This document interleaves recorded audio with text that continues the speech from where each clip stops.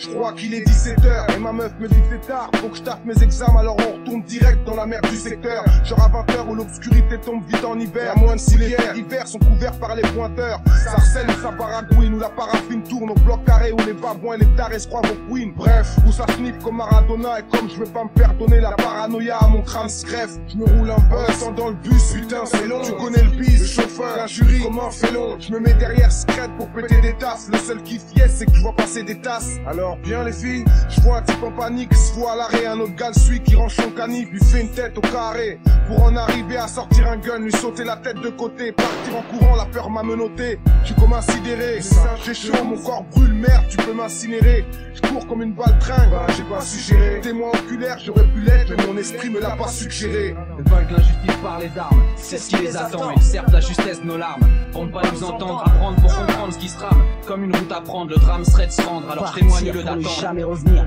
je reviens pour faire part de ce qui me démange depuis le temps. Je me demande comment le mot m'aurait fait ce coup de pouce. Jamais tenté par le diable, mais souvent mis en cause pour les faits minables. C'est quelqu'un qui s'impose, ne serait-ce que par la taille. Incroyable, la façon dont ils sont acharnés sur lui à 13 ans. Il prend 3 heures de GAB, 1 heure plus tard, blague les déférents en mandat de dépôt. Tout ça pour une paire de pompes dont il ne connaît même pas le proprio. Il a beau dire qu'il se trompe, il paie pour des lits de faciès. Face aux menaces, il se confesse, prend une trajectoire que peu de gens comprennent. Considéré comme une peste, perdu dans toute leur paperasse, le gosse s'enterre, se laisse neutraliser par l'angoisse, n'ayant aucune issue. Seul, face à lui, un garant de la justice se met en deuil, attend le verdict. Le hic, c'est qu'on a l'air de le croire, mais par principe, il préfère attendre pour mieux voir. Numéro 12 explique l'histoire. Ouais. Ici y a trop de démagos qui radotent, qui me dégoûtent. Si tu les écoutes, ils te diront que la vie c'est cadeau, tout est caduque. À croire qu'on n'a pas de peau, qu'ils soient des douanes ou des stupides veulent toute notre peau. Les homicides en zone prise se multiplient, pour rien de choquant quand 2 jours avant l'acquis, des frères se suicident quand les matons tirent à vue.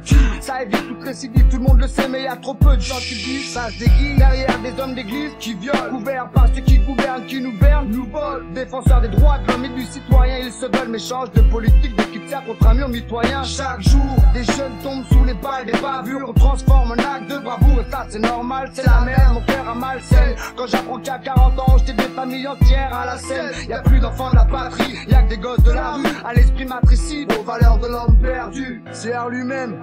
Jeep 12, LOGAN pour DJ Manifeste, tous témoins. Vaincre l'injustice par les armes, c'est ce qui les attend. Ils servent de la justesse nos larmes, pour ne pas nous entendre, apprendre pour comprendre ce qui se trame. Comme une route à prendre, le drame serait de se rendre, alors je témoigne le d'attendre.